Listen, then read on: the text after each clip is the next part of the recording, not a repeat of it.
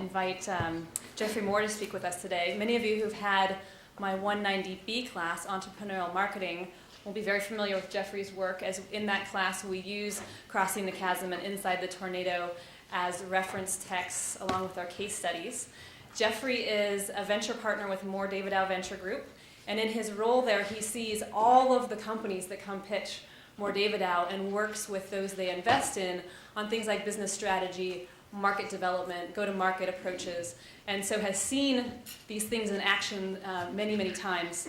He is also the founder of TCG, the Chasm Group, and has done a number of, has been very active in strategic consulting to technology ventures, and is really seen as a thought leader in this space. So we're very, very lucky to have him. If you would all please welcome Geoffrey Moore.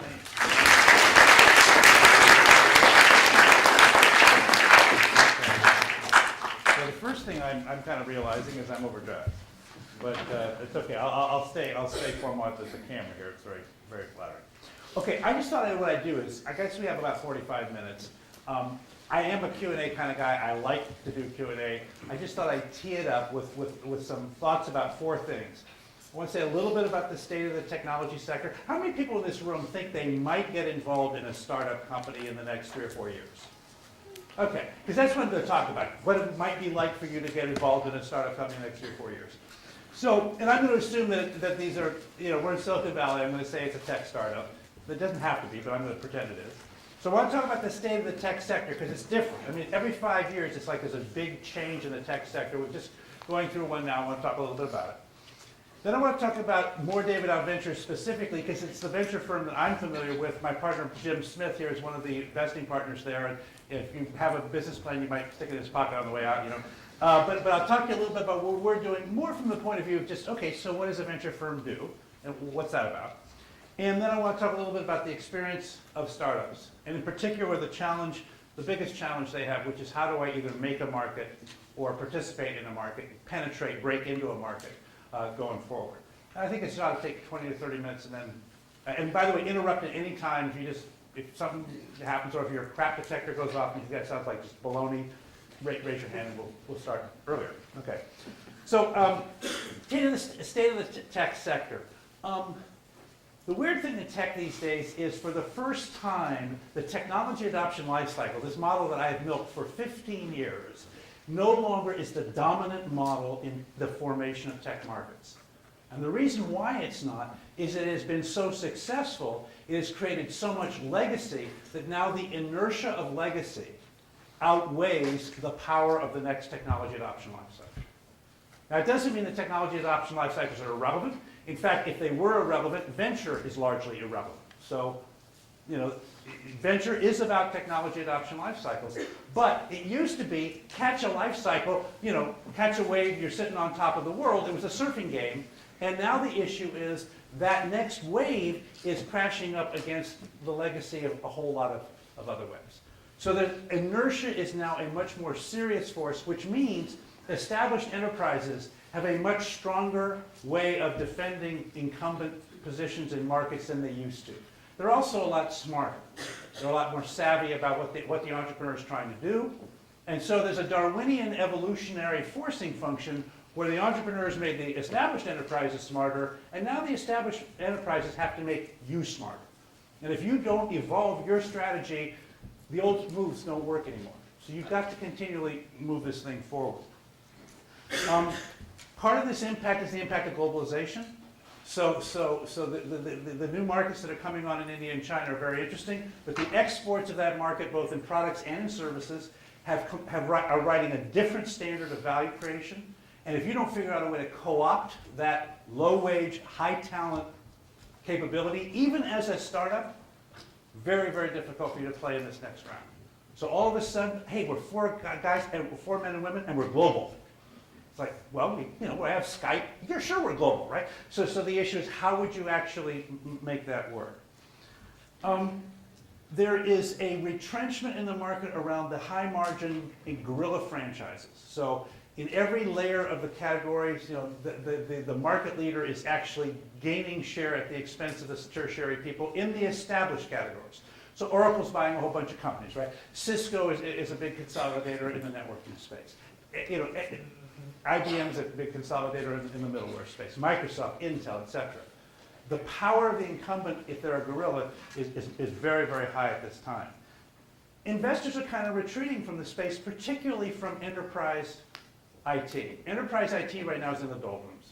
And part of the reason is the complexity in the average corporation's IT infrastructure has become so great that adding the next wonderful thing, the value of that does not exceed the tax of integrating it into what is already an insupportably complex system. And until we get a transition out of client-server paradigm and into the services-oriented architecture paradigm of computing and actually have the CIOs get there, the vendors are there. You guys have been there forever, but the CIO is not there, right? The CIO is still carrying the client-server stuff, and until the CIOs of the Fortune 500 and mid-sized corporations can get into this new paradigm, very hard, which means venture for the first time is not being driven by large corporations. It's just completely weird.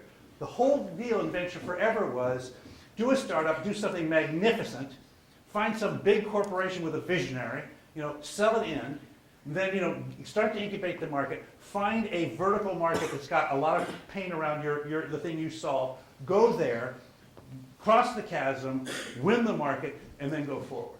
And the problem now is when you go to cross the chasm, the pragmatic people who would normally be there saying, yeah, come on over, we got a problem we need to solve, not there right now because they're so immersed in complexity.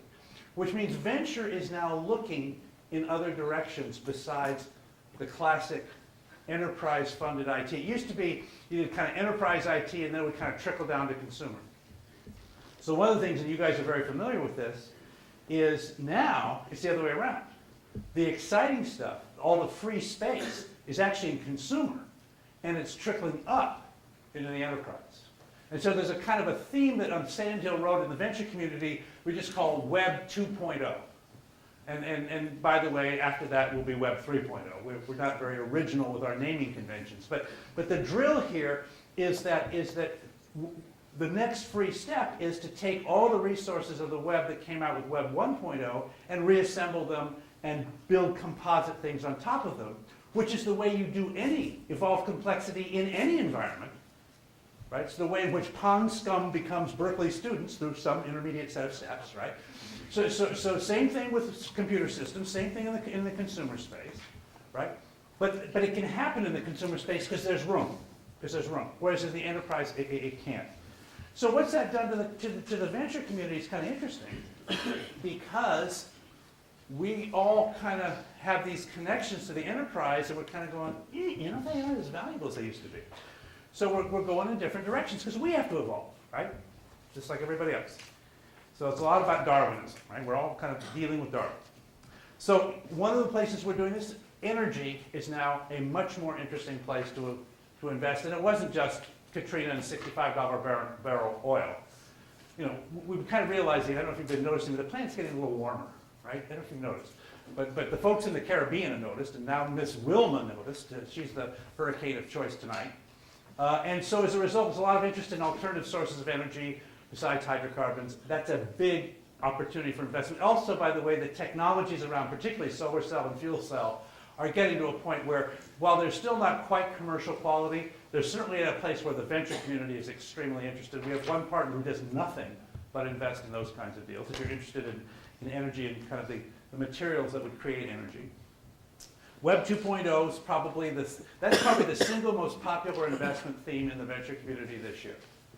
So just how would you create the next generation of anything, where you would use Google as an input, not as an output, right? You'd use the resources of the web and go forward from there. And the monetizing models have been very interesting. So the first monetizing model on the web was subscriptions, and then after a while that kind of went out of favor. Transaction fees, still eBay, people like that. Priceline, that's those transaction fees. Third one was advertising, Yahoo, Google, placements, that kind of stuff.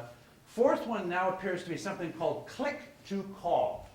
Turns out any small business person who would put their ad in the yellow pages would pay significant money to get a phone call from a live customer wanting to buy something now.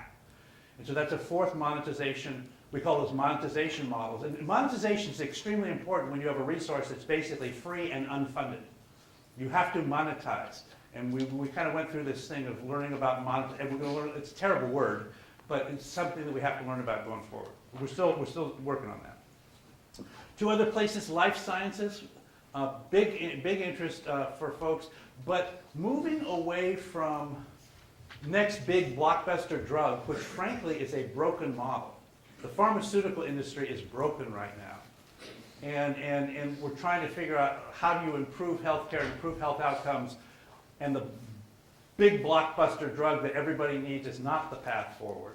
So we're trying to reinvent the science around healthcare to be more economically successful as well as more socially efficient. Tons of stuff going on there. Really interesting things. Predictive diagnostics. Turns out that any drug, there's a bunch of us in this room, if we take that drug, it's very bad for us. And there's a bunch of other people in this room, if we take that drug, it's very effective for us. And right now, doctors can't tell, so what they do is they give it to you and see what happens. Okay? This is not exactly the best way to do things. You know, medical people feel college students in general are disposable, so they would test on college students. But eventually, you know, they feel like real people. Right, all right, you get it. Okay. So it's a bit of a problem. Let's put it that way. It'd be nice if we were a little bit more accurate. And the other thing is this notion of personalized medicine, that we now are fairly close to being, we can now do your genome and find all the little parts of you that are different from everybody else in the room. But it costs about 100 grand. So you probably are not going to like go out and get your genome done, right? But we think we can get it down to a $1,000 genome pretty quick. And at $1,000, it's actually kind of interesting for you to have your genome done. Even if you don't have the 1,000, maybe the person that insures you does. And so we're going to get to that, and that's going to help a lot with this predictive medicine thing. Just really, really interesting stuff. The molecular biology of the cell is a fascinating place. If you haven't decided on a major, I would suggest you also look at that. Final place, semiconductors and systems. So even though the enterprise itself is kind of stuck in this sort of Sargasso sea of slough, kind of like this, the underlying communication technologies, the underlying storage technologies, they're still growing at 30, 40%. I mean, we just keep typing this stuff to each other, and now we put video everywhere, and nobody is willing to throw anything away. It's a human attribute. And so as a result, there's a bunch of sort of systemic problems that have nothing to do with business systems. They just have to do with the digitization of life. In my lifetime, we're going from a world in which actually most of the things I grew up with occupied space. Most of the things you grow up with do not occupy space. They occupy your thumbs, and that's about it, right? You can live your entire life like, oh yeah, I don't know, what are you going to do after the cholesterol? I don't know, what are you going to do after this? This time, okay, no. So it's creating a bunch of infrastructure challenges that are huge. And so if you like that kind of problem, tons and tons of stuff to work on. So tech is still to me, a very exciting place to be in terms of opportunities for you guys, but don't make the mistake of kind of going, like if you're in comp sci, yes, okay?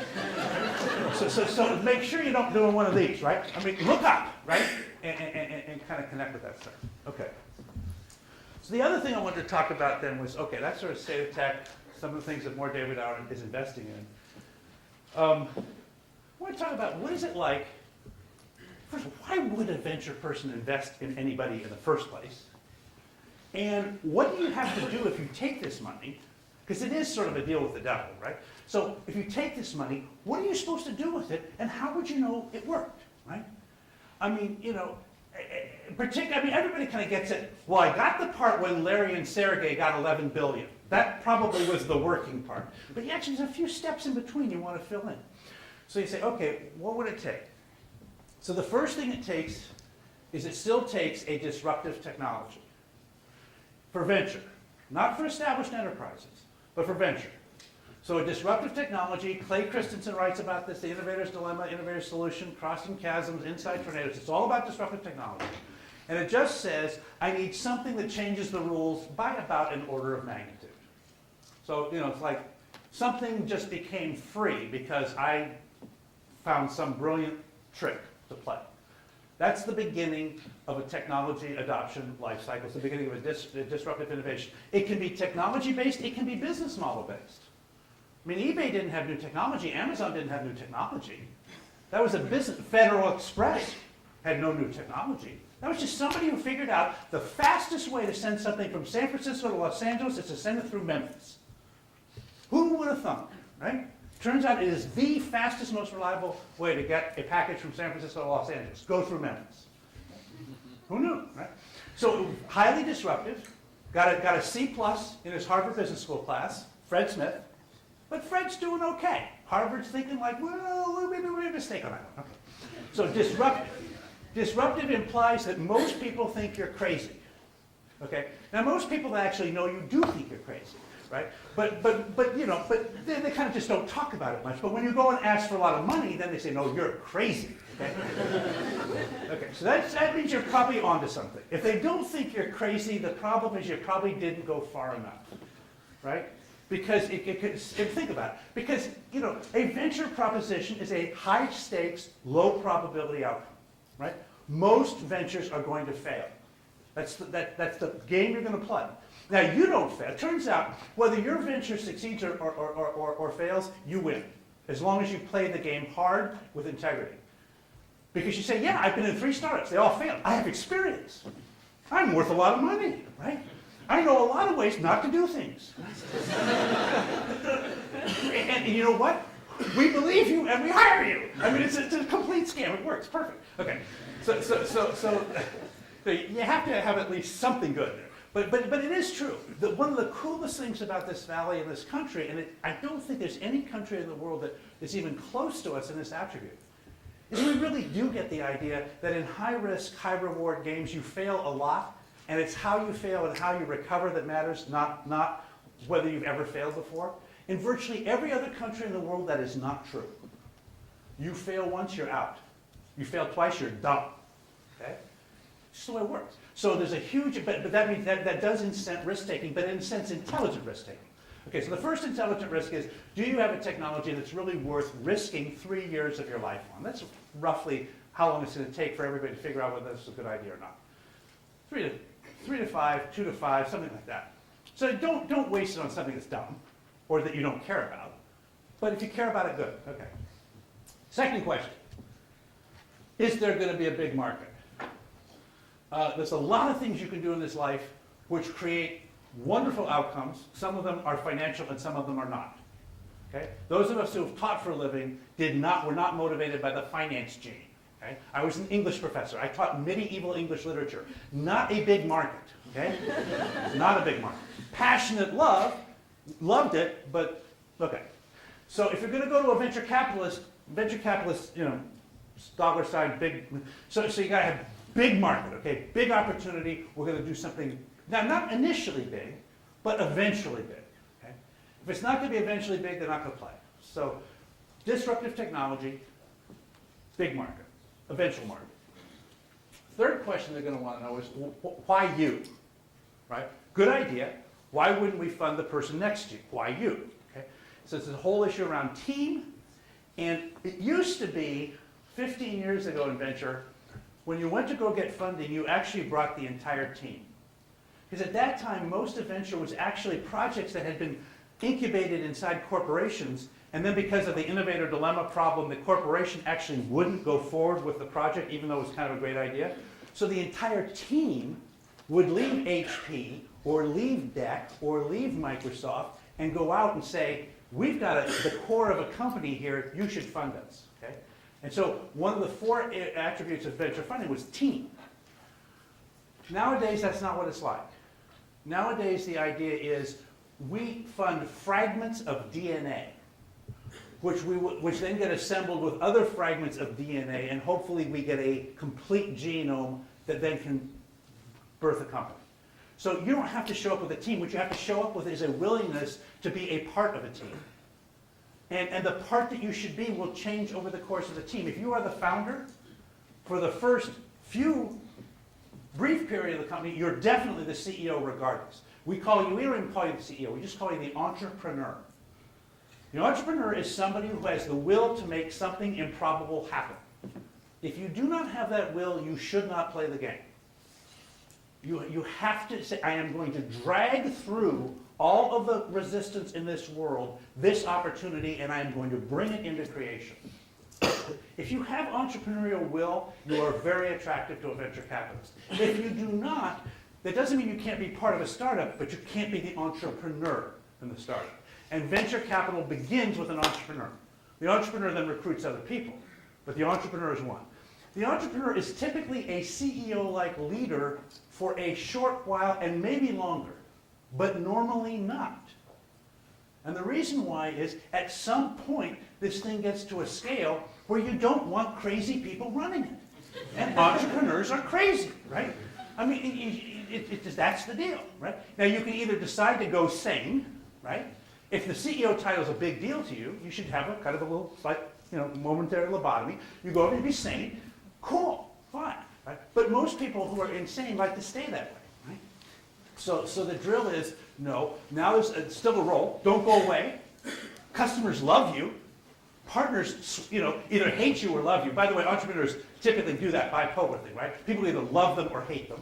But that's part of the whole deal, right? But at some point you got to back up. So team is the third thing, and the key thing I would just tell you is you have to be incredibly passionate, but at the right time you have to be willing to say, I will take whatever role it is. This is no longer about me. This is now about the institution. Now for a while it is about you because there is no institution, right? So once you bring the institution into existence, at that point you have to be willing to say, okay, this is no longer about me, it's about the institution. I have to do what's best for the institution. You don't look like a group that has a lot of kids. But the first time you have a kid, it's the same experience, right? So life used to be about you until you have your first kid. Then it is no longer about you, right? And it's just a different place, okay? Same thing in business, okay? And then the fourth thing is, can you manage money? Okay? It used to be, there was a curious thing. We're actually back to where we were in the 1990s on this one.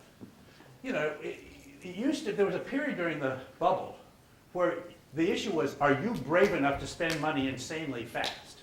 Okay? We no longer ask that question. We did ask that question for a while. It was a fun gig.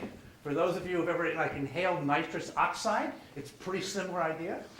The people just went around giggling, right? Because but we don't do that anymore. Now it's more about frugality. Okay? So money is important, and you're not. And if, by the way, when you get some, you're going to give away a bunch of your company. And if you have to get more before you achieve the objectives that you said you were going to achieve on the first amount of money, you're going to give away a lot of your company, right? So this is all about taking money. Don't take money until you need it, or you're damn sure you can use it. And when you do take it, just squeeze every nickel, to get 10 cents of value out of it, because that's the game we're playing right now. Okay? Going forward. That said, this is the coolest place to work in the world. Right? In any other place you go, if you decide I'm not going to go to a startup, I'm going to go to some established institution, there's a set of cubby holes in that institution that need filling. And they will look at the hole, and they will look at you. They'll look at the hole, and they'll look at you. It's called reading your resume, right? Resume? They don't actually look at you. They'll look at your resume, right? They look at the hole, resume, hole, okay. And then you try to convince them that you can crawl into that hole and sit still. Okay? Works for some, probably not for people in this class. Okay? So this is the coolest job in the world because you learn all the time. You don't sleep. Okay? That's it's a little bit like having a new baby. No sleeping, right? But just like, why would you do anything else? Because everything you're working on is at the edge of something, and it matters. That's what's cool about a startup. In most large companies, if you join the company, whatever you do, if you screw it up, it probably doesn't matter, right? I mean, it matters to you. You're going to get fired. Your mom will be upset. If you have a spouse, he or she will be upset. But in the greater scheme of things, right? When you screw something up in a startup, it matters, and you have to go fix it. That's why you can't go home, right? That's what the pizzas are about, right? I mean, you have to fix it. Right? So it's this incredibly heady thing of, wow, I guess I have to fix it. And nothing happens of interest until your back's against the wall. Right? Evolution is a very interesting thing. Things don't really evolve until they're about to die. right? They have to be like just, and then finally it's like, okay, maybe I will change, right? Because that's it. Okay? It happens in startups all the time. So, Stacy was saying, I work with startups. I work for startups. If I can't see the whites of their eye, it's too soon to work with them, right? I need to see fear on the CEO's face to order, okay, now I've got your attention, right? Let's do it. So anyway, that's some of the stuff that's going on. The system doesn't work without you, right? I mean, not you personally, but collectively you. Venture capitalists do not come up with ideas. You come up with ideas. Venture capitalists figure out how to turn that idea into a company. Okay? So let me open this up for questions. Those of you who are inspired to ask a question. But I'd like to just kind of get a sense of what you're thinking about, or maybe this has nothing to do with what you're thinking about, but got 20 minutes before dinner. So how about somebody putting up a hand and asking a question? Yes? Do you think VCs are jumping too quick on any company that has the word Web 2.0 attached to it? VCs come in tiers, not T-E-A-R-S, although possibly, but T-I-E-R-S, as in stages. And I think there's a great deal of money right now in venture capital. Most top-tier firms believe too much money in aggregate. So what that means is, particularly in lower tiers, where they tend to go in the herd and jump on things. So yeah, you can get a lot of things funded these days that probably shouldn't be funded, except there's just a lot of money out there. Now you can use that to your advantage. The only problem with taking tier 3 money, because the money, by the way, spends the same, right? And you'll actually get more money, is you won't get any of the connections and any of that sort of fairly elite experience that's around Sand Hill Road that really is pretty useful. So yeah, Web 2.0 is getting a lot of attention, probably too much in general. But will they create a lot of money with Web 2.0? You bet we will. Yes. What's a graceful way of failing as an entrepreneur? Usually it's you, and then you pull it this way and. No, that's not good. So the graceful way of failing, the first thing about being an entrepreneur is don't lie. And the first person you mustn't lie to is yourself. Now, that's a curious thing because you also have you gotta believe, right? So you've got kind of you gotta believe, which is a sort of reality distortion thing. But that's different than lying. And lying is when you look at the facts, see the facts, and deal with it. Boards really like entrepreneurs who come in and say, as far as I can see, we are completely blocked, and I have no idea how to get out of this room. Okay?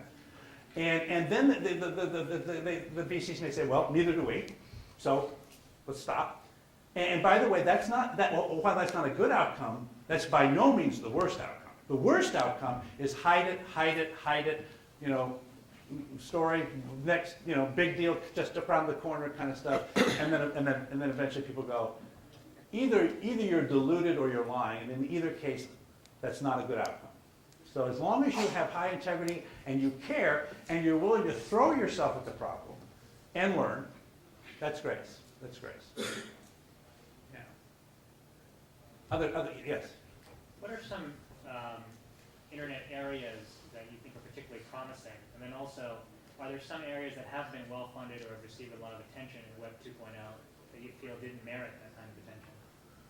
Interesting. Jim, you might want to weigh in on this one. I'll just put one up right now. I think most people feel that one of the exciting things in Web 2.0 is going mobile.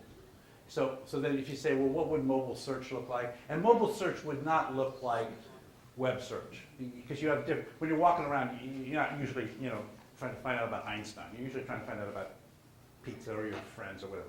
So that one seems like, and it just, I'm too old to actually understand this, because I actually don't spend most of my life doing this, but it's clear to me that the rest of the world is. So that's a pretty exciting place to be. But Jim, either the one that got overfunded or underfunded. Yeah, actually, I would argue that almost every area gets overfunded, and when you go pursue something, assume that it's going to get overfunded, and what are you going to do to combat that situation? Because in all likelihood, with the amount of money that is available, it is going to happen. Yeah. So even if you have one that's perfect for funding, it will get overfunded eventually, and therefore, how are you going to get over the noise? That's a good point. Yes. Just an administrative point. Be sure to repeat the questions because you're the only one with the microphone. Oh, good point. So whatever those questions were, you don't know what they are, only me. Sorry about that. I will try better in the future. Okay, yeah. So somebody let me do better by asking another question. Yes? When do you know when to go for money? When do you go So the question is, when do you know when you would go for money? Fair enough. So there's a couple, let me tell you what the stages are. The first stage is actually a seed money. Now, a seed money is when a venture fund gives you maybe anywhere from $250,000 to $500,000. So it's not $50,000 because there are like prizes that you can win for like to get 50 grand kind of stuff. This is the next step up. Why would they do a seed? They do a seed because they believe you are an expert in a subject that needs exploration to figure out if it could be funded. That's normally not somebody in this room. That's normally somebody who's probably been out and done a few things, and they say, look, you have a track record, you've got some interest. Often you hear the phrase entrepreneur in residence or executive in residence, those kinds of things. The next place you go for a fund is what they call the Series A, or the very first thing. When would you go there? If you need to have the kernel of something to invest in. So either that's a piece of technology that you worked on here. So somebody, what's your name?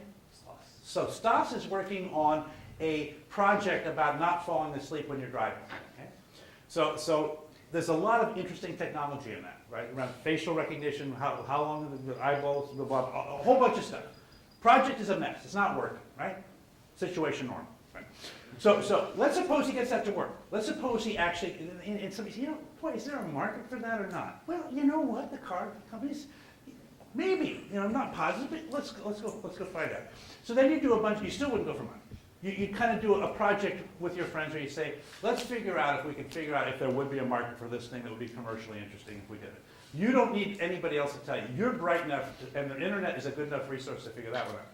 So if you think there's a good market, then somebody's got to sit down and say, well, how would you productize this thing? Would you license it to the car companies? Would you build it as a component? Would it be a subsystem? Would you go to the tier 1 Delta? But you have to sort of think about how would the market actually build? And so you're building a theory of a company, right? You're building a theory around technology. You're building a theory around the market structure, the various things in the market. You're building a theory around the financial outcome of success. And when you have this thing, and you're still, by the way, one of the cool things about this campus is, basically, you have a hall pass for the next few years to do anything you want. I'd be assuming your parents don't find out. So as a result, you have free time, and you're bright. I mean, the IQ in this room is probably, asymptotically odd compared to the IQ, say, in a 50-mile radius. So you got bright people in the room who have free time, so you can cook up all kinds of cool stuff, right?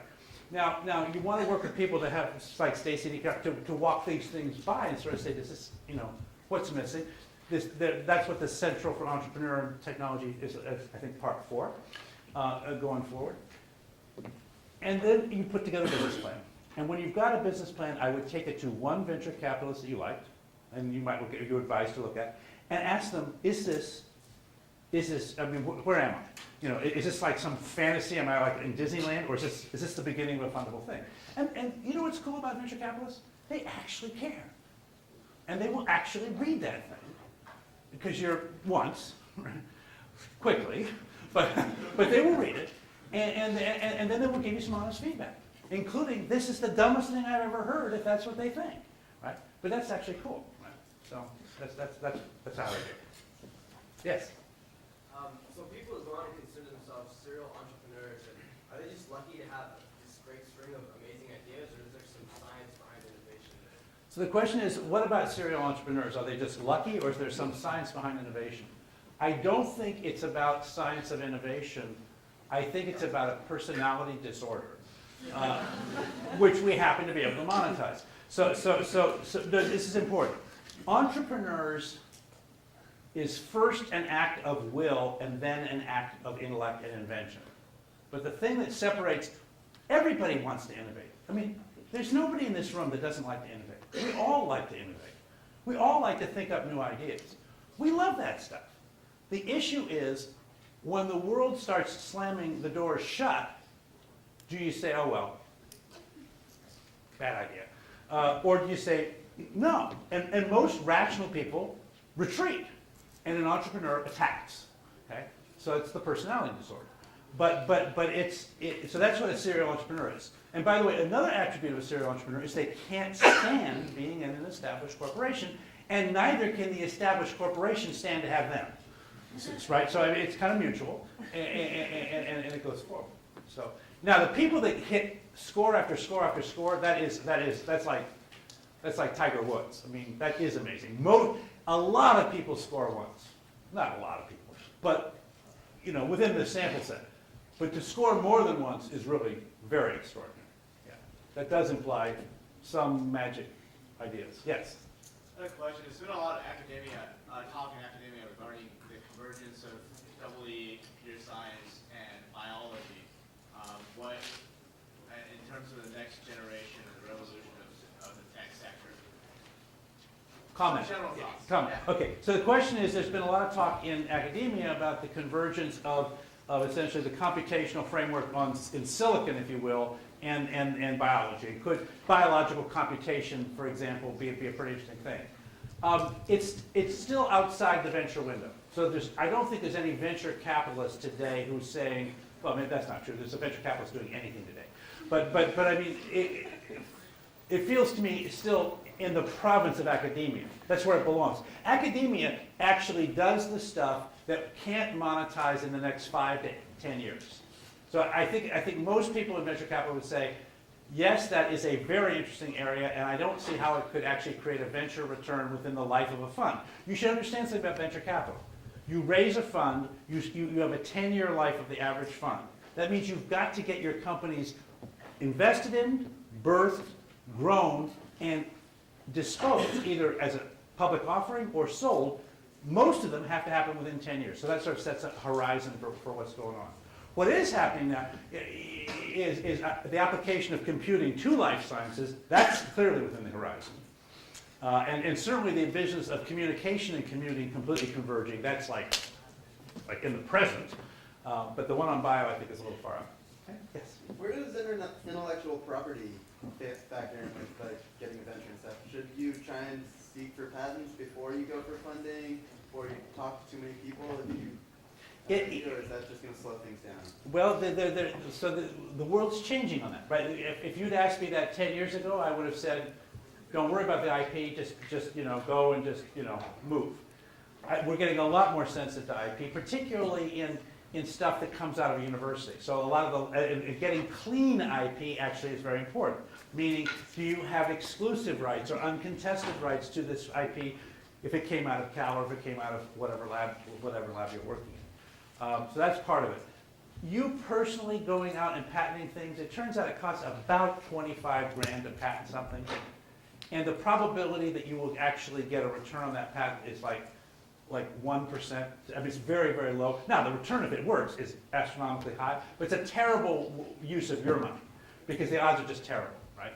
So what you would do, though, is classically in a venture investment is the venture people, if they felt the IP was the key, and they probably would. All technology-based disruptions imply IP, and it's either going to be a trade secret or a patentable IP. And so there's a lot of interest in it, but you actually want to use venture money to hire the patent lawyer to do the search. Because it also turns out the way you write the patent is hugely determinant of outcomes. And there's nobody in this room that knows how to do it.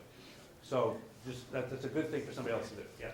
What are your thoughts on venture capitalists kind of focused on emerging markets, people like Geoffrey, and then also what industries would you say are getting the majority of the VC funding in emerging markets? Okay, so we made an interesting decision at Moore Davidow, and I think there's other folks who are on this camp, that we believe that building companies is a local event. So although our companies source resources from emerging markets and have intents to sell into them, we don't invest in companies that are incubating in China or in India or in Brazil. China and India is where all the, if you said, look, I want to go to where the most exciting, growth markets are going to be in my lifetime, you're on the wrong side of the Pacific, right? You want to be on the other side of the Pacific. What I think is cool is even if you intend to go there, this is a very cool place right now to learn everything you can and then go to the other side of the Pacific.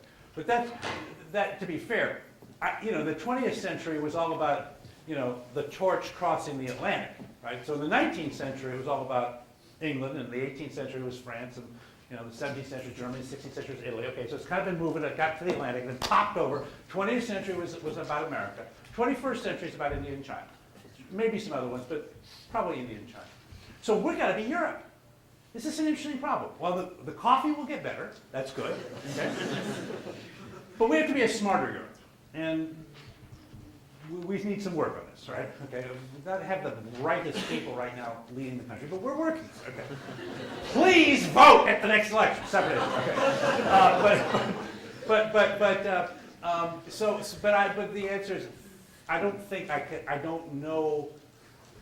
We're not doing that. And if you ask me what's going on over there, I don't know enough about it. Okay, time for maybe one or two more questions. Yes. So it's. Hi, Ellie. It seems like She's a plant, by the way. Ellie works for David now as well. She is also an alum of this esteemed institution.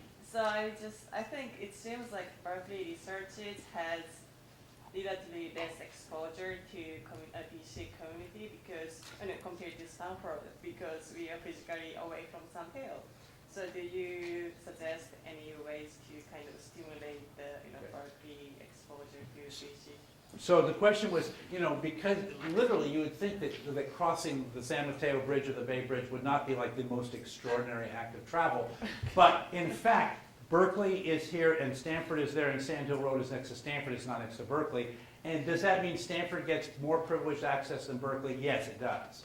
Now, that's actually goodness from the point of view of a venture investor who says, great, because Stanford is like picked over and picked over and picked over. But from the point of view of an entrepreneur at Berkeley, how can I get more attention from doing that? I mean, that's why the CET has started here.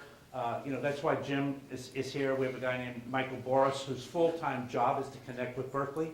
But if it's on your side, yeah, you just gotta drive over, and you gotta use your context. I mean, Stacy and folks, Tom Byers is on the board here. So Tom does the Center for the Entrepreneurship at Stanford. The good news is the people that you connect with first want you to connect with venture capital. So if you want to do it, you get a lot of help getting the connection. But you got to remember, an entrepreneur is not shy, right? Entrepreneurs are like, and if you're not doing that, it may be a sign that maybe entrepreneur is not the thing you want to do. Doesn't mean you don't want to work for a startup, but you may not want to be the entrepreneur. Okay, there's 2 minutes if there's any last. Okay, you know what? Some folks are kind of running for the exits. I'm going to stick around for a few minutes if you want to, but thank you very much. I'll come back.